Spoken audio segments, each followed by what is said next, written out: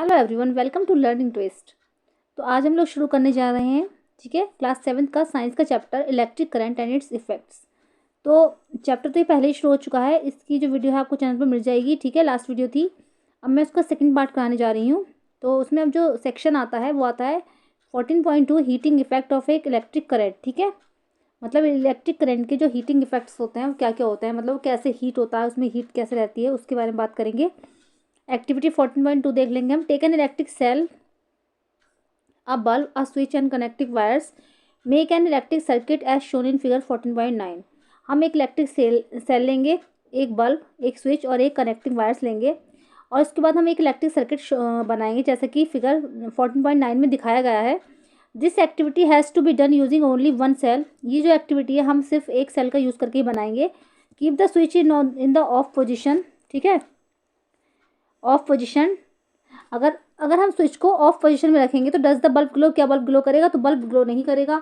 Touch the bulb, अब हम bulb को टच करके देखेंगे। Now move the electric switch to the on position and let the bulb glow for a minute और so. अब हम स्विच को अपने ऑन पोजीशन में करेंगे, अब देखेंगे कि बल्ब ग्लो कर रहा है या नहीं, ठीक है। अगेन टच द बल्ब, अब दोबारा बल्ब को हम टच कर देखेंगे। Do you feel any difference, क्या आपको उसमें टच करने पर कोई डिफरेंस नज़र आ रहा है? तो बिल्कुल आ रहा है, क्योंकि जैसे अगर हम उसको बल्ब जगह ग्लो करेगा तो उसमें क्या होगा, उसका जो फिलामेंट है वो गर्म हो जाएगा, हम उसको टच करेंगे तो वो हल्का सा गर्म दिखाई देगा। और अगर स्विच ऑफ पोजीशन में है तो इसमें जो बल्ब है वो ग्लो नहीं करेगा और वो जो है ठंडा ही रहेगा। After moving the switch back to the off position touch the bulb again. अब हम दोबारा अगर ऑफ पोजीशन पे, तो बता रहे हैं वो कि ऑफ पोजीशन पे, तो उसको कैसे टच करके क्या महसूस हो रहा है हमको, और अगर स्विच हमारा ऑन पोजीशन में है तो हमें क्या महसूस हो रहा है, ठीक है। अब आती है activity 14.3। Make a circuit as shown in figure 14.10। हमें एक सर्किट बनाना है जो कि फिगर 14.10 में दिखाया गया है। Okay, take about 10 centimetre long piece of nichrome wire and tie the between the nails. अब हम क्या करेंगे, हमें 10 सेंटीमीटर का एक लंबा नाइक्रोम वायर लेना है, उसको हमें जो ये दो आयरन नेल्स हैं उसके बीच में बिल्कुल टाई कर देना है, बांध देना है, मतलब अच्छे से। You can get nichrome wire from an electric repair shop और you can use a piece of discarded coil of an electric heater. आप ये जो है नाइक्रोम जो वायर है, या आप किसी भी इलेक्ट्रिक शॉप से ले सकते हो, या फिर आप इसकी जगह पर इलेक्ट्रिक हीटर का जो कॉइल होता है उसको यूज़ कर सकते हो। Touch the wire, now switch on the current in the current circuit by moving the switch to the on position. अब क्या करना है, हमें जो है ये जो वायर है इसको टच करना है और अपना जो स्विच है उसको ऑन पोजीशन में कर देना है। Current in the circuit by moving the switch to the on position, switch को ऑन पोजीशन में कर देना है। After a few okay seconds touch the wire, ठीक है, कुछ सेकंड बाद हमें वायर को टच करना है। Do not hold it for a long time, इसको ज़्यादा लंबे समय तक ना पकड़ें। स्विच ऑफ द करंट, ठीक है, अब हमें करंट को ऑफ कर देंगे। Touch the wire again after a few minutes.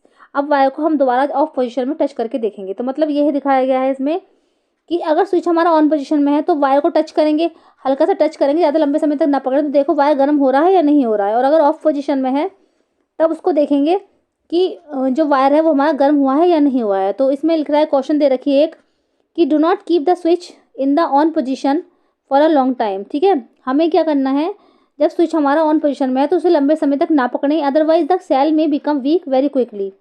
नहीं तो क्या होगा, जो सेल जो होंगे, वो जो सेल लगा हुआ है उसमें बहुत जल्दी वो वीक हो जाएगा। Okay, the wire gets hot when an electric current pass through it, ठीक है। वायर हमारा कब गर्म होगा, जब इलेक्ट्रिक करंट जो होता है उसके अंदर से होकर पास होता है। This this is the heating effect of the electric current. ये एक इलेक्ट्रिक करंट का एक हीटिंग इफेक्ट है, क्योंकि जब हम इसमें से करंट पास होता है इलेक्ट्रिक वायर में से तो ये हमें गर्म महसूस होता है, ठीक है। तो यही इलेक्ट्रिक करंट का क्या है, हीटिंग इफेक्ट है। Can you think of any electric appliances where the heating effect of the electric current is used. क्या आपने ऐसा कोई इलेक्ट्रिक अप्लायंसेस देखा है जिसमें क्या होता है, इलेक्ट्रिक करंट यूज़ हो रहा हो, ठीक है, उसमें अगर आपको कुछ हीटिंग इफेक्ट दिखाई दिया। इलेक्ट्रिक अप्लायंसेस का मतलब तो आप समझ गए होगे, जैसे कि इलेक्ट्रिकल चीज़ें होती हैं घर में यूज़ होने वाली, जैसे कि हीटर ले लो, रूम हीटर हो गए, हीटर हो गए, या टेबल लैंप ले लो, उसका बल्ब देख लो, या बहुत सारी चीज़ें हैं, ठीक है। तो can you think of any electric, ये वही है, एनी इलेक्ट्रिकल अप्लायंसेस आपने क्या देखे हैं। तो make a list of such appliances, आपको ऐसे ही कुछ जो अप्लायंसेस हैं उनकी एक लिस्ट बनानी है, उस लिस्ट को आपको एक तैयार करना है। चलिए, you might have seen an electric room heater और an electric heater use for cooking. आपने शायद एक इलेक्ट्रिक रूम हीटर या फिर एक इलेक्ट्रिक हीटर को जो कुकिंग वाला होता है वो शायद देखा होगा। All these contain a coil of wire, इन सब में क्या होता है, वायर की कॉइल होती है। This coil of wire is called an element. इस कॉइल को हम एलिमेंट बोलते हैं। ठीक है, देखा होगा आपने इस तरीके की जो ये लग रही है, ये कॉइल टाइप की जो लगी होती है, इसमें ये एलिमेंट होता है। You may have notice that when these appliances are switched on. आपने शायद नोटिस किया होगा कि जब ये अप्लायंसेज, जितने भी अप्लायंसेज हैं, जब ये स्विच्ड ऑन होते हैं after connecting to the electric supply, ठीक है, यही वाला है, दूसरा देख ले रही हूँ बार। तो their elements become red hot and give out heat. ठीक है, तो जब ये स्विच ऑन पोजीशन में होते हैं, जब इनमें इलेक्ट्रिक सप्लाई जो होती है वो पास होने लगती है, कनेक्ट होते हैं इलेक्ट्रिक सप्लाई से, तो जो इनके एलिमेंट्स होते हैं वो जो रेड हॉट हो जाते हैं। ठीक है, और ये क्या करते हैं, हीट देते हैं। तो the amount of the heat produced in a wire depends on it's material. अब जो ये एलिमेंट्स में जो हीट आ रही है, ये हीट कैसे प्रोड्यूस होती है, ये जो है एलिमेंट्स की मटेरियल पर डिपेंड्स करती है, उसकी लंबाई पर डिपेंड करती है, उसकी थिकनेस पर डिपेंड करती है कि वो कितना मोटा है, कितना लंबा है, और कितना किस मटेरियल का वो बना है। Thus for the different requirements the wires of the different materials and different lengths and thickness are use. ठीक है, तो इसके लिए क्या, जैसे डिफरेंट डिफरेंट हमारी रिक्वायरमेंट्स होती हैं कि हीटर में किस तरीके का एलिमेंट लगेगा, किसी में किस तरीके का लगेगा, तो उसके लिए जो है अलग अलग मटेरियल्स के और डिफरेंट डिफरेंट लेंथ्स के और थिकनेस के जो वायर यूज़ किए जाते हैं। The wires use for making electric circuits do not normally become hot. जो इलेक्ट्रिक सर्किट्स में जो वायर यूज़ किए जाते हैं वो नॉर्मली हॉट नहीं होते। ऑन द अदर हैंड, दूसरी तरफ the elements of the some electric appliances become so hot that they are easily visible. ठीक है, उसी तरफ जो दूसरी तरफ जो इलेक्ट्रिकल अप्लायंसेस जितने भी हैं, उनके जो एलिमेंट्स होते हैं वो बहुत ज़्यादा हॉट होते हैं, जिससे आसानी से वो देखे जा सकते हैं। मतलब इतने हॉट होते हैं और रेड रहते हैं जलते हुए कि वो आसानी से देखे जा सकते हैं। The filament of the okay the filament of an electric bulb gets heated to such a high temperature that it starts glowing। ठीक है, जो इलेक्ट्रिक बल्ब का जो फिलामेंट होता है वो भी जो हमें हीटेड लगता है, गर्म लगता है, जब उसके अंदर इलेक्ट्रिक करंट उसमें से होकर पास होता है और बल्ब ग्लो करता है। If a large current passes through a wire the wire may become so hot that it may even melt and break. क्योंकि अगर ज़्यादा करंट इसके अंदर से पास होगा, if a large current passes through a wire, wire के अंदर से अगर ज़्यादा करंट पास होगा तो वायर जो है वो हमारा बहुत ज़्यादा हॉट हो जाएगा और जिसकी वजह से वो मेल्ट होकर टूट जाएगा। But is it possible for a wire to melt and break? क्या वायर का जो टूटना और मेल्ट होना पॉसिबल है? Let us check it out. आइए इसको हम चेक करते हैं। ओके, चलिए, तो ब्लू बॉक्स में जो ये क्वेश्चंस दे रखी हैं, क्वेश्चंस है जो है उसको हम पढ़ लेंगे। ठीक है, ये वाला, ये रहा। ठीक है, Boojho could not see element in an electric iron. Boojho ने कभी भी जो है इलेक्ट्रिक आयरन के अंदर कभी भी एलिमेंट नहीं देखा, ना वो उसको देख सका।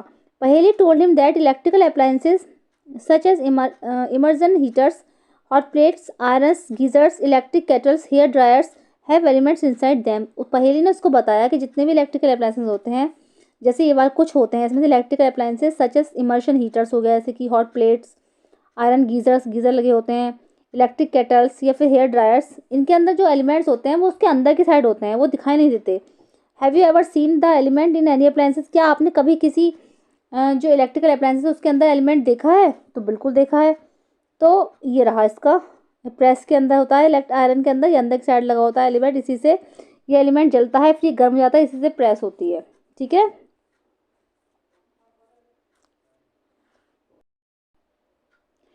आइए अब इसको ब्लू बॉक्स में जो ये दे रखा है इसको पढ़ लेते हैं। Incandescent electric bulbs are often used for lighting but they also give heat.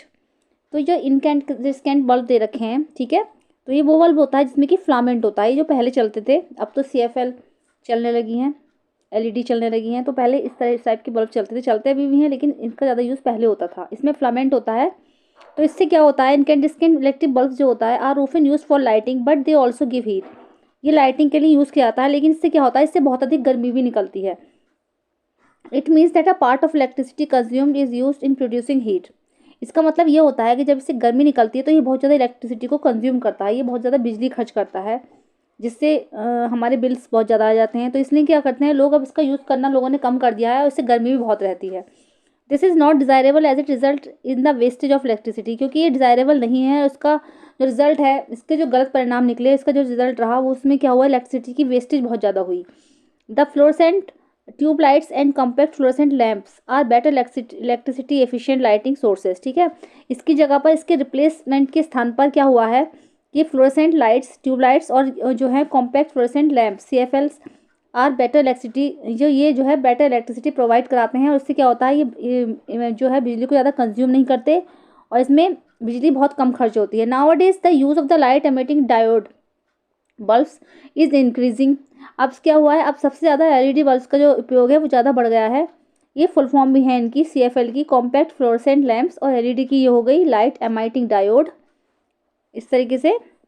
तो for producing a given intensity of light LED bulbs consume less electricity as compare, LED bulbs consume less electricity as the compare to incandescent bulbs और fluorescent tubes और CFLs। ठीक है, LED bulb जो होते हैं इनकी जो अपेक्षा है, LED बल्ब जो होते हैं कम एनर्जी को वो कम इलेक्ट्रिसिटी को खर्च करते हैं, कंज्यूम करते हैं।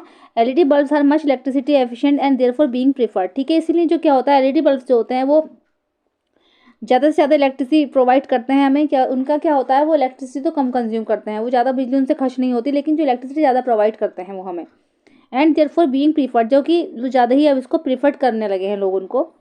तो ये CFL है, इलेक्ट्रिक ट्यूबलाइट है। ठीक है, पहले ऐसे बल्ब का यूज़ होता था ये वाले का, अब ये जो है बल्ब और ये CFL का प्रयोग होने लगा। It is advise to use electrical appliances and gadgets which are electricity efficient. ये एडवाइस किया जाता है कि हमेशा ऐसे इलेक्ट्रिकल अप्लायंसेस का यूज़ करना चाहिए या गैजेट्स का यूज़ करना चाहिए जो कि इलेक्ट्रिसिटी एफिशिएंट हो, मतलब उसमें जो ज़्यादा बिजली ना खर्च हो। Bureau of Indian standards new Delhi assign a standard mark on products.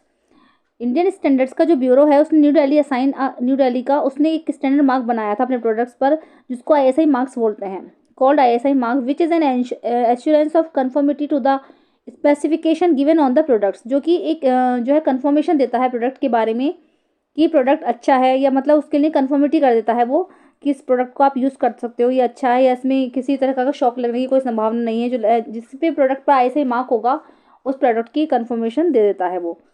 It is therefore suggested to use ISI mark products, इसलिए ये सजेस्ट किया जाता है कि ISI मार्क लगी हुई प्रोडक्ट को ही यूज़ करें। Note, fluorescent tubes and CFLs contain mercury vapour. In fluorescent tubes और जो CFL होती हैं इसमें क्या होता है, इसके अंदर मरकरी वेपर होती है। तो मरकरी का फॉर्मूला जो होता है वो हमारा Hg होता है, पता ही है। ठीक है, टॉक्सिक इन नेचर, जो नेचर में टॉक्सिक होता है, जहरीला होता है। देयरफॉर डैमेज्ड फ्लोरेसेंट ट्यूब्स और CFLs need to be disposed of safely. इसीलिए ये सजेस्ट किया जाता है कि जब ये फ्लोरेसेंट ट्यूब्स या फिर जो CFLs होती हैं अगर डैमेज हो जाएं, टूट जाएं, तो इनको सावधानी पूर्वक सेफली जो है डिस्पोज कर दिया जाए, मतलब कूड़ा करकट में इसको जो है डस्टबिन में सेफली फेंक दिया जाए, क्योंकि इसके अंदर जो मरकरी का वेपर होता है वो टॉक्सिक होता है, जहरीला होता है। ठीक है, तो ये वाला क्वेश्चन भी आपका कवर हो गया। अगर ये पूछ रहा है आपको कि उसके अंदर कौन सा जो मतलब क्या पदार्थ होता है, कौन सा सब्सटेंस होता है, इसके अंदर क्या चीज़ ऐसी भरी हुई होती है, तो ये आप बताओगे इसके अंदर मरकरी वेपर होता है। ओके, चलिए अब आगे बढ़ते हैं। एक्टिविटी 14.4 करके देखेंगे कि make the circuit we use for activity 14.3 again. हमें वही सर्किट दोबारा बनाना है जो हमने सर्किट जो है एक्टिविटी 14.3 में बनाया था। ओके, तो हमें वही सर्किट दोबारा बनाना है जो हमने एक्टिविटी 14.3 में बनाया था। However replace the cell with a battery of 4 cells. बस हमें क्या करना है कि हमें एक सेल की जगह पर, हमने उसमें एक सेल लगाया था, तो यहाँ पर एक सेल की जगह पर हम 4 सेल्स का यूज़ करेंगे, मतलब एक बैटरी बना लेंगे। मैंने बताया था कि अगर सेल अगर एक है तो उसको सेल बोलेंगे, और अगर एक से ज़्यादा सेल्स का यूज़ कर रहे हैं हम, दो या दो से अधिक या एक से ज़्यादा, मतलब तो वो बैटरी बन जाती है ज्वाइन कर कर। Also in place of the nichrome wire tie a thin strand of steel wool. अब हमें क्या करना है, इसमें जो हमने लगाया था नाइक्रोम वायर लगाया था, जो आयरन नीडल्स थी उससे हमने नाइक्रोम वायर बांधा था, इसकी जगह पर हमें क्या करना है, स्टील वूल का यूज़ करना है। तो the steel wool is commonly use for cleaning utensils and it's available in grocery shops. तो हमें वो वाला स्टील वूल यूज़ करना है जो कि हमें बर्तन मांजने के लिए जो हम यूज़ करते हैं, स्टील का वूल जिससे बर्तन साफ़ किए जाते हैं, या फिर वो आपको ग्रोसरी शॉप्स में भी अवेलेबल हो जाएगा। If there are any fans in the room switch them off. अगर आपके रूम में कोई फ़ैन है या फैंस चल रहे हैं तो उसको भी आप ऑफ कर देंगे। Now pass the current through the circuit for some time. अब क्या करेंगे, हम सर्किट में जो है करंट को पास कराएंगे। Observe the strand of steel wool carefully. अब क्या, जब वो उसमें करंट पास होगा तो हम जो स्टील वूल हमने लगाई है उसको हम केयरफुली ऑब्जर्व करेंगे। Note what happens. अब नोट करेंगे कि क्या होता है। Does the strand of steel wool melt and break. तो क्या ये स्टील वूल जो है वो हमारी मेल्ट हो जाएगी और टूट जाएगी? तो ये जो आपकी एक्टिविटी है देखने के लिए आप 14.3 देख लेंगे, पीछे की साइड पीछे दे रखी है, उसमें आप देख लेंगे। तो हाँ, बिल्कुल ऐसा ही होगा, जो ये स्टील वूल है ये मेल्ट होकर टूट जाएगी। तो wires made from some special materials melt quickly and break when large electric currents are pass through them. ठीक है, जो ये वायर्स होते हैं, कुछ स्पेशल ऐसे अप्लाइंसेस होते हैं, कुछ ऐसे मटेरियल्स होते हैं जिसमें कि वायर्स होते हैं, तो उनके बने होते हैं जो आसानी से मेल्ट हो जाएं और टूट सकें। तो ये वहाँ पर यूज़ करे जाते हैं जहाँ पर इलेक्ट्रिक करंट जो होता है, जिससे कि जो बड़े पैमाने का जो इलेक्ट्रिक करंट होता है पास होता है। These wires are used for making electric fuses. तो ये वाले जो वायर्स होते हैं, ये जो हम फ्यूज़ बनाते हैं, फ्यूज़ बनाने के काम में लेते हैं, इलेक्ट्रिक फ्यूजेज उसके काम में आते हैं। क्योंकि इलेक्ट्रिक फ्यूजेज में क्या काम है, इलेक्ट्रिक फ्यूजेज का घरों में आप लोगों ने देखा होगा लगे होते हैं इलेक्ट्रिक फ्यूजेज। तो जैसे ज़्यादा मात्रा में जब बिजली निकलेगी या करंट पास होगा उससे होकर, तो उसमें जो वायर लगा है वो मेल्ट होकर टूट जाएगा और सारा जो सर्किट है वो हमारा क्लोज, सारा सर्किट जो हमारा ओपन हो जाएगा और लाइट बंद हो जाएगी। अगर हमें कहीं से खतरा है, कुछ है या हमें उसको बंद करना है, तो वो अचानक से ही टूट जाएगा, मेल्ट होकर टूट जाएगा और ठीक है, और लाइट हमारी बंद हो जाएगी। इन ऑल, ये रहा फ्यूज़ यूज्ड इन बिल्डिंग्स, जो बिल्डिंग्स में घरों में यूज़ किए जाते हैं, ये वाले फ्यूज़ होते हैं 14.14 पर। और 14.15 fuse is used in electrical appliances, और जो ये वाले हैं ये इलेक्ट्रिकल अप्लायंसेज में यूज़ किए जाते हैं। ठीक है, अब देखेंगे कि in all buildings fuses are inserted in all electrical circuits. ठीक है, इलेक्ट्रिकल सर्किट्स जितनी बिल्डिंग्स में होती हैं, ये वाले जो फ्यूजेज होते हैं 14.14 में दिखाया गया, ये वाले फ्यूजेज लगाए जाते हैं। There is a maximum limit on the current which can safely flow through a circuit. इनके अंदर क्या होता है, इनके अंदर एक मैक्सिमम लिमिट होती है कि भाई इतने लिमिट तक का ही करंट इसमें पास हो सकता है। अगर इससे ज़्यादा का करंट इसके अंदर से पास होगा तो इसके अंदर जो वायर लगा है वो मेल्ट होकर टूट जाएगा। If by accident the current exceed this safe limit. ठीक है, अगर बाई चांस कोई घटना हो जाती है, एक्सीडेंट अचानक से हो जाता है, इंसिडेंट घट जाता है, तो जो है ये अपने आप फ्यूज़ जो है टूट जाएगा, इसका जो वायर टूट जाएगा और फ्यूज़ और लाइट बंद हो जाएगी, तो जिससे कि सब सेफ बचे रहेंगे। The wires may become over heated and may cause fire. ठीक है, ठीक है, जो आग, ये जो है वायर्स जो है जो ओवर हीटेड हो जाएगा और क्या होगा, इससे जो आग लगने की संभावना रहती है। If a proper fuse is there in the circuit it will blow off and break the circuit. ठीक है, अगर प्रॉपर फ्यूज लगा है उसमें सर्किट में, तो ये क्या होगा, ये बंद हो जाएगा और जो सर्किट टूट जाएगा। A fuse is thus a safety device which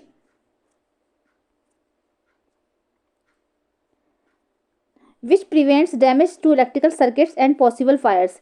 ये जो फ्यूज़ है वो एक तरीके का वो इलेक्ट्रिकल डिवाइस है जो कि क्या करता है, हमारे घर को आग से बचाता है। ठीक है, जो आग, जैसे अचानक से कहीं आग लग जाए, लाइट की वजह से आग लग जाती है, शॉर्ट सर्किट हो जाता है, तो उसकी वजह से फ्यूज़ टूट जाता है। तो ये डैमेज से बचाता है इलेक्ट्रिक सर्किट को और आग लगने की संभावना से बचाता है। ठीक है, अब ये ब्लू बॉक्स में पढ़ लेंगे जो दे रखा है। ठीक है, तो these days miniature circuit breakers are increasingly being used in place of fuse. अब क्या करते हैं इन दिनों, जो एक मिनिएचर सर्किट ब्रेकर्स आते हैं MCBs, तो ये लगाए जाते हैं घरों में फ्यूज़ की जगह पर। MCBs मिनिएचर सर्किट ब्रेकर्स, ये इसकी फुल फॉर्म है। तो ये फ्यूज़ के स्थान पर यूज़ किए जाते हैं। These are switches which automatically turn off when current in a circuit exceed the safe limit. तो ये क्या होता है, ये ऑटोमेटिकली बंद हो जाते हैं, इनकी जो MCB गिर जाती है अगर जैसे करंट होता है कि सेफ लिमिट से ज़्यादा पास हो जाए या उससे कम हो, तो सेफ लिमिट से ज़्यादा पास अगर करंट होता है तो ये अचानक से ही गिर जाती है। You turn them on and the circuit is once again complete. फिर दोबारा से ही सही हो जाती है और जो सर्किट है वो कंप्लीट हो जाता है। Look for ISI marks on MCBs also. इन पर भी हमें ISI मार्क देखकर ही यूज़ करना चाहिए। रहा इसका ISI मार्क इस तरीके का होता है, ये ISI मार्क देखकर ही इसका यूज़ करना चाहिए।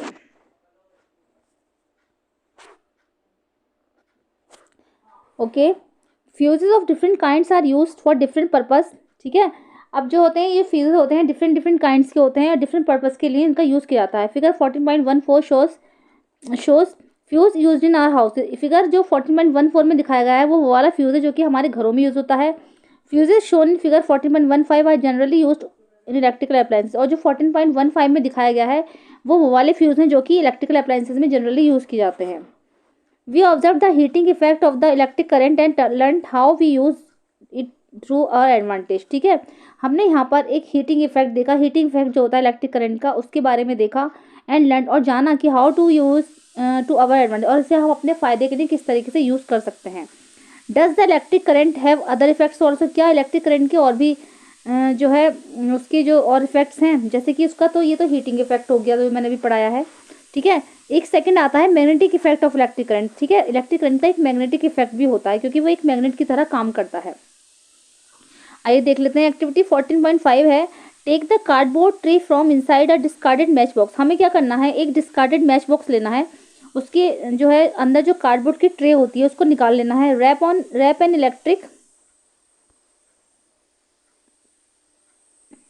Wire a few times around the cardboard tray, ठीक है। हमें क्या करना है, उसके जो है उस पे जो कार्डबोर्ड की हमने ट्रे निकाली है उस पर हमें जो रैप कर देना है वायर को, ठीक है, जैसे उसको लपेट देना है एक तरीके से। Place a small compass needle inside it. अब इसके अंदर क्या करना है, हमें एक कंपास निडल जो है उसके अंदर रख देनी है। Now connect the free ends of this wire to an electric cell through a switch as shown in figure 14.17। अब हमें now connect the free ends, अब इसके जो मैच बॉक्स के जो फ्री एंड्स हैं उसको वायर से कनेक्ट कर देना है, इलेक्ट्रिक सेल से कनेक्ट कर देना है through a switch as shown in figure, और उसको एक स्विच से लगा देना है। जैसे कि ये मैच बॉक्स है हमारी, तो इस पे जो है ये वायर कसा गया है, तो ठीक है। इसको हमने एक साइड को इसके बल्ब से जोड़ दिया है, ठीक है, और दूसरे इसके एंड्स को यहाँ पर सेल से जोड़ दिया है, ठीक है, और इधर एक स्विच लगा दिया है। ओके, ये स्विच लगा दिया है। अब क्या है, इसके अंदर एक ये जो इसके अंदर एक नीडल रख दी है, ठीक है, compass needle. Note the direction in which the compass needle is pointing. अब हमें क्या करना है, इस कंपास निडल की जो डायरेक्शन है उसको नोट करना है कि किस डायरेक्शन में पॉइंट कर रही है। Bring a bar magnet near the compass needle, observe what happens. अब हमें एक बार मैग्नेट को बिल्कुल bring a bar magnet near the compass needle के पास लाना है और फिर देखना है कि क्या होता है। Now while watching the compass needle carefully move the switch to the on position. अब हमें मतलब निडल के पास ही बार मैग्नेट को लाना है और स्विच को ऑन कर देना है, उसको ऑन पोजिशन में लाना है, ठीक है। फिर हम देखेंगे कि जो निडल का जो डायरेक्शन है वो क्या चेंज हो रहा है, तो बिल्कुल हो जाएगा, क्योंकि जिस डायरेक्शन में है इस टाइम तो उससे दूसरे डायरेक्शन में चली जाएगी। वाई मान लीजिए अगर ये ऐसे डायरेक्शन में है तो ये ऐसे हो जाएगी, ठीक है, बदल जाएगी।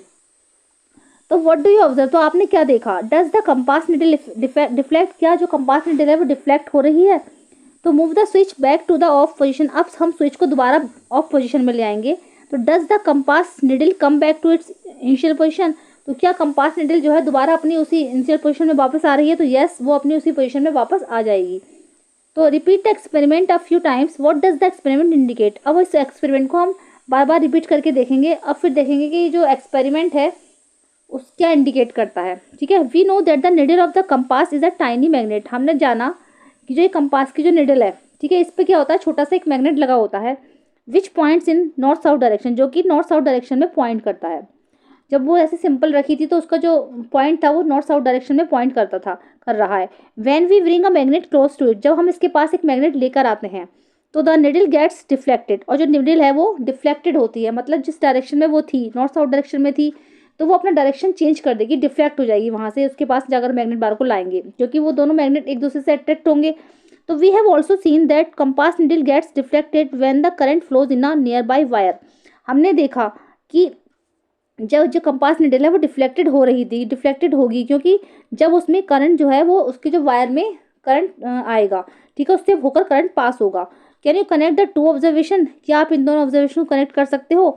When the current flows through a wire, जब करंट वायर के थ्रू फ्लो होगा, does the wire behave like a magnet, क्या जो वायर है मैग्नेट की तरह काम करेगा, तो बिल्कुल करेगा, ये बिल्कुल मैग्नेट की तरह काम करेगा, जैसे उसमें पास होगा करंट तो ये मैग्नेट की तरह काम करेगा। तो ये एक मैग्नेटिक इफेक्ट है इलेक्ट्रिसिटी करंट का, ठीक है, जिससे कि जो है वो जो उसके अंदर कंपास निडल रखी है वो डिफ्लेक्ट होकर अपना डायरेक्शन चेंज करती है, जैसे उसके पास मैग्नेट बाल लाते हैं।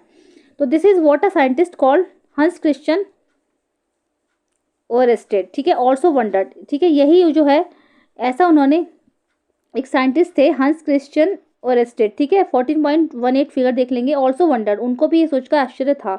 He was the first person who notice that the deflection of compass needle every time the current was pass through the wire, ठीक है। ये वो ही एक ऐसे पर्सन थे, जो पहले व्यक्ति थे जिन्होंने नोटिस किया था कि कंपास निडल में डिफ्लेक्शन होता है एवरी टाइम जब करंट जो है वो वायर के थ्रू पास होगा, ठीक है। तो उन्होंने देखा था, वही ऐसे थे। तो ये साइंटिस्ट थे, इनका नाम आप याद कर लेंगे, हैंस क्रिश्चियन ओवरस्टेड, ठीक है। तो उन्होंने ही इसकी खोज की थी कि उसमें जो इलेक्ट्रिसिटी करंट में जो होता है मैग्नेटिक इफेक्ट भी होता है। मैग्नेटिक इफेक्ट, अब जैसे आपने क्रेन देखी होगी तो क्रेन में क्या होता है, क्रेन की जो आगे का जो पार्ट होता है उसमें मैग्नेट लगा होता है, ठीक है, उसके आगे के हिस्से में, जिससे कि कूड़ा करकट में अगर लोहे की कोई चीज़ें आ जाएं, जब वो क्रेन कूड़ा उठाती है, गार्बेज उठाती है, तो देख तो उस पर छोटी मोटी जब लोहे की चीज़ें आ जाती हैं तो उससे चिपक के अंदर आ जाते हैं, या फिर जैसे ऐसा होता है भारी भारी जो सामान होते हैं उससे चिपक के आसानी से ऊपर उठा ले जाते हैं, तो उसमें भी मैग्नेट लगी होती है। So when electric current passes through a wire, जब इलेक्ट्रिक करंट जो होता है वायर के थ्रू पास होता है, it behaves like a magnet, तो ये बिल्कुल मैग्नेट की तरह काम करता है। This is the magnetic effect on the electric current, ये इलेक्ट्रिक करंट का मैग्नेटिक इफेक्ट है। In fact an electric current can be use to make magnets, बल्कि वास्तव में इलेक्ट्रिक करंट जो है वो मैग्नेट्स बनाने के काम में भी आते हैं। Do you find it to surprising, क्या आपको ये सोचकर सरप्राइजिंग नहीं लगता? Let us try to it out, आइए इसको ट्राई करते हैं। ओके आइए एक्टिविटी 40.6 करके देख लेंगे अब हम। Take around 75 centimetre long pieces of insulated plastic और क्लॉथ कवर्ड और enabled flexible wire and an iron nail. अब हमें क्या करना है, 75 सेंटीमीटर लॉन्ग पीस ऑफ हमें लॉन्ग पीस जो है 75 सेंटीमीटर का एक फ्लेक्सिबल वायर लेना है, जो कि इंसुलेटेड होना चाहिए। इंसुलेटेड का मतलब ये हो गया कि उस पर प्लास्टिक की कोटिंग हो उसके ऊपर, या फिर उस पर जो है जो क्लॉथ चढ़ा हुआ हो, कुछ भी हो, इनेमल्ड हो, उसके ऊपर जो परत है वो कोटिंग होनी चाहिए, और वो फ्लेक्सिबल हो, जो वो आसानी से मुड़ सके। और एक आयरन की नेल लेनी है, कील ले लेंगे एक से अबाउट जो कि 6 से 10 सेंटीमीटर लॉन्ग होगी। Wind the wire tightly around the nail in the form of a coil. ठीक है, अब हम क्या करेंगे, इस कील के ऊपर अपने जो वायर है उसको लपेट देंगे, बिल्कुल इस क्वाइल की तरह उसको लपेट देंगे। Connect the free ends of the wire to the terminal of the cell through a switch as shown in figure 14.9। ठीक है, अब हमें जो वायर के जो फ्री एंड्स हैं, ठीक है, उसको हम एक टर्मिनल की तरह जोड़ देंगे, उसमें एक सेल लगाएंगे और उसमें एक स्विच लगाएंगे। ठीक है, जैसे कि फिगर 14.19 में दिखाया गया है, ये रहा। ठीक है, तो यहाँ पर जो है हमने एक कील लगाई है, ठीक है, उसमें जो इसके एक हिस्से को स्विच से जोड़ दिया है, और ये बैटरी है, सेल लगाया है। ठीक है, और इसमें जो है हमने इसको ये वायर लपेट दिया है। ठीक है, अब देख लेंगे कि प्लेस सम पिंस और on the near the end of the nail. अब हमें क्या करना है, जो कुछ पिंस को लेना है और जो वायर का जो नीचे का जो एंड है नेल का, उसके नीचे रख देनी है, उसके आसपास रख देनी है। Now switch on the current, अब हमें जो है स्विच को ऑन पोजीशन में कर देना है, उसमें करंट फ्लो कर देना है। ठीक है, तो व्हाट हैपन्स, तो क्या होता है, do the pins cling to the tip of the nail, cling means होता है चिपकना, तो क्या ये जो पिंस होती हैं ये जो उसकी जो आयरन नेल होते हैं उसकी टिप से चिपक जाती हैं, तो switch off the current are the pins still clinging to the end of the nail. ठीक है, और जब हम इसको स्विच को ऑफ करेंगे तो जो ये पिंस हैं जो चिपकी हुई हैं तो उसके एंड से क्या दूर चली जाएंगी, तो बिल्कुल ऐसा ही होगा जैसे ही हम उस पर करंट फ्लो करेंगे। ठीक है, स्विच को ऑन पोजीशन में करेंगे, उसमें करंट फ्लो करेंगे, तो जितने भी पिंस उसके आसपास थी वो सब उसकी टिप से चिपक जाएंगी आयरन नेल की, और जैसे ही उसमें करंट फ्लो होना बंद होगा स्विच ऑफ पोजीशन में आएगा और सारी जितनी पिंस थी वो उससे हट जाएंगी, दूर चली जाएंगी। The coil in the above activity behaves like a magnet when electric current flows through it. अब ये जो क्वाइल है ये ऊपर की एक्टिविटी में, वो एक्टिविटी में बिल्कुल मैग्नेट की तरह काम करता है। When electric current flows through it, जहाँ पर इलेक्ट्रिक करंट जो है इससे होकर पास होता है। When the electric current is switched off the coil generally loses it's magnetism, जब इसमें हम स्विच ऑफ कर देते हैं, ऑफ पोजीशन में स्विच आ जाता है, तो क्वाइल जो होता है वो अपना मैग्नेटिज्म की जो प्रॉपर्टी होती है उसके अंदर उसे खो देता है। ऐसे जो क्वाइल्स होते हैं उनको हम इलेक्ट्रोमैग्नेटिक्स बोलते हैं। When the electric current is switched off, the coil generally loses its magnetism. Such coils are called electromagnets. The electromagnets can be made very strong and can lift very heavy loads. ठीक है, electromagnets जो होते हैं वो बहुत strong होते हैं, और ठीक है, और जो बहुत भारी भारी सामान को उठाने के काम में आते हैं। Do you remember the crane की जो मैंने बता चुकी हूँ ऊपर, इसमें इधर आ गया है। Do you remember the crane about which you read in chapter 13 of class 6। क्या आपको क्रेन याद है जो कि आपको चैप्टर 13 में क्लास 6 के चैप्टर 13 में जो आपने पढ़ा था, उसके क्रेन के बारे में आपको याद है कि the end of the such a crane has a strong electromagnet attach to it, कि जो क्रेन का जो एंड होता है उसमें क्या होता है, एक स्ट्रॉन्ग इलेक्ट्रोमैग्नेट अटैच्ड होता है, उससे जुड़ा हुआ होता है। The electromagnets are also use to separate magnetic material from the junk. ठीक है, इलेक्ट्रोमैग्नेट्स जो होता है इसमें, वो जो होता है उसमें जो कूड़े में जो मैग्नेटिक मटेरियल होते हैं उसको सेपरेट करने के काम में आता है। Doctors use tiny electromagnets to take out small pieces of magnetic material that have accidentally fallen in। Doctors भी इलेक्ट्रोमैग्नेट्स का यूज़ करते हैं, जैसे कि कभी वो एक्सीडेंट के समय आंखों में जो कांच के टुकड़े घुस जाते हैं तो उसको निकालने के लिए भी डॉक्टर्स जो है इलेक्ट्रोमैग्नेट्स का यूज़ करते हैं। The I, okay, many toys also have electromagnets inside them. ठीक है, और जो बहुत सारे टॉयज होते हैं उसके अंदर भी इलेक्ट्रोमैग्नेट्स लगा होता है। तो समझ में आ गया है आप सबको इलेक्ट्रोमैग्नेट्स के बारे में, आपने सबने जान लिया है मैग्नेटिक इफेक्ट क्या होता है, वो मैं समझा चुकी हूँ आपको, ठीक है। चलिए अब इसका लास्ट सेक्शन आता है इलेक्ट्रिक बेल, उसका चैप्टर खत्म हो जाएगा। तो इलेक्ट्रिक बेल आ गया है, अब ये लास्ट सेक्शन है। इलेक्ट्रिक बेल के बारे में पढ़ लेंगे हम। We are quite familiar with an electric cell, हम सब जो हैं इलेक्ट्रिक बेल के बारे में तो जानते ही हैं। It has an electromagnet in it, इसके अंदर क्या होता है, एक इलेक्ट्रोमैग्नेट लगा होता है। Let us see how it works, आइए देखते हैं कि काम कैसे करती है। Figure 14.20 shows the circuit of an electric bell, ये इलेक्ट्रिक बेल का एक सर्किट है। It consist of a coil of wire round on an iron piece, इसमें क्या होता है, इसमें एक वायर का एक कॉइल है, wound on an iron piece, जो कि आयरन पीस पे चारों तरफ चढ़ा हुआ है। The coil acts as an electromagnet, ये जो कॉइल है ये इलेक्ट्रोमैग्नेट की तरह बिल्कुल काम करती है। An iron strip with a hammer at one end it's kept close to the electromagnet, ठीक है। An iron strip with a hammer at one end is kept close to the electromagnet, इसमें क्या होता है, एक इसमें आयरन का एक टुकड़ा यहाँ से जुड़ा होता है इसके पॉइंट से, और एक इधर से ही जुड़ा होता है। ये जो है हैमर, ये इसमें लगा होता है, ठीक है। और ये होता है गोंग, ये गोंग होता है जो गोल वाला होता है। तो there is a contact screw near the iron strip, ठीक है। तो उसमें क्या होता है, आयरन स्ट्रिप के बराबर में बिल्कुल एक कॉन्टैक्ट स्क्रू लगा होता है। When the iron strip is in contact with the screw, जैसे ही आयरन स्ट्रिप जो है स्क्रू के कॉन्टैक्ट में आती है, the current flows through the coil which becomes N electromagnet, ठीक है। जैसे ही स्क्रू के संपर्क में जो आता है, when the iron strip is the contact with the screw, जब ये आयरन स्ट्रिप इस स्क्रू के संपर्क में आती है, ठीक है, ये जो है स्क्रू इस स्क्रू के संपर्क में आती है, तो क्या होता है, जो करंट होता है वो कॉइल के थ्रू फ्लो होता है, ठीक है, जो कि एक इलेक्ट्रोमैग्नेट का काम करता है। It then pulls the iron strip, in the process the hammer at the end of the strip strikes the gong of the bell to produce a sound, ठीक है। तो क्या करेंगे, जब ये इसके संपर्क में आता है तो ये इसको पुश करता है, आयरन कॉइल जो होती है, और ये जो हैमर है ये गोंग पर जाकर पड़ता है, इसको अपनी तरफ अट्रैक्ट करता है, ठीक है, खींचता है, और जो गोंग से होता हुआ एक साउंड प्रोड्यूस होती है जिससे आवाज़ निकलती है। However when the electromagnet pools the iron strip, ठीक है, और फिर उसके बाद क्या होता है, जब ये आयरन स्ट्रिप को खींचता है दोबारा screw, it also breaks the circuit, इसकी वजह से क्या होता है, दोबारा सर्किट टूट जाता है। The current through the coil stops flowing, और जो कॉइल में जो करंट बह रहा है वो जो बहना बंद हो जाता है। Will the coil remain N electromagnet, तो क्या ये जो कॉइल है ये इलेक्ट्रोमैग्नेट की तरह काम करेगी, जब करंट नहीं हुआ तो नहीं करेगी। तो इसमें से होकर करंट निकलता है, कॉइल से होता हुआ जाएगा, और यहाँ पर जो स्क्रू से कनेक्ट होगा, और फिर जो हैमर है, ठीक है, हैमर से इसको ये अपनी तरफ आकर्षित करेगा, अट्रैक्ट करेगा, और फिर ये गोंग पे जाकर एक साउंड प्रोड्यूस करेगा जिससे इलेक्ट्रिक बेल चलती है। और दोबारा फिर क्या होगा, स्क्रू से ढीला हो जाएगा, खींचेगा, और जो इसमें जो कॉइल में जो करंट फ्लो हो रहा है वो बहना बंद हो जाएगा, ठीक है, और ये दोबारा इसका जो सर्किट है वो टूट जाएगा, ठीक है। तो इस तरीके का जो ये प्रोसेस है ये लगातार चलता रहता है। तो the coil is no longer an electromagnet, ये कॉइल जो है इलेक्ट्रोमैग्नेट अब नहीं रहा है, ठीक है। जैसे कि सर्किट टूट गया तो नहीं रहेगा, दोबारा से स्क्रू इसके संपर्क में आएगा, फिर दोबारा से ये ऐसा बनेगा। तो ये प्रोसेस जो है लगातार चलता रहता है। It no longer attracts the iron strip, ये लंबे समय तक आयरन स्ट्रिप को अट्रैक्ट नहीं करेगा। The iron strips comes back to its original position and touches the contact screw again, ठीक है। आयरन स्ट्रिप्स दोबारा अपने ओरिजिनल पोजीशन में आ जाएगी और दोबारा से वो स्क्रू को टच करेगी।